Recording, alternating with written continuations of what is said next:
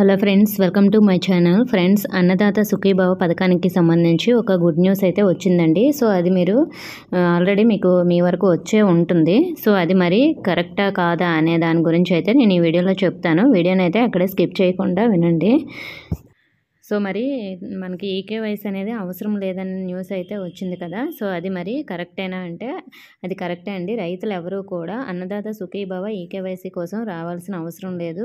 జిఎస్డబ్ల్యూఎస్లో and PM Kisan eKYC data update చేశారు. కావున రైతులు ఎవరూ కూడా ఆర్ఎస్కేకి రావాల్సిన అవసరం లేదని, డైరెక్ట్గా మీ అకౌంట్లోకి డబ్బులు పడతాయని, అదర్ స్టేట్లో ఉన్న రైతులు కూడా ఆందోళన చెందాల్సిన అవసరం లేదని కూడా మనకి న్యూస్ అయితే వచ్చింది. సో నేను మీకు వీడియోలో కూడా చూపిస్తున్నాను దానికి సంబంధించిన స్క్రీన్ షాట్. సో మరి ఇది కరెక్ట్ అని ఎలా అనుకోవాలంటే, నేను ఇది అగ్రికల్చర్ అసిస్టెంట్ దగ్గర కరెక్టా కాదని కనుక్కున్న తర్వాతే నేను మీకు వీడియో అయితే చేశాను. కాబట్టి ఎవరు కూడా ఈకేవైసీ చేయాల్సిన అవసరం లేదండి.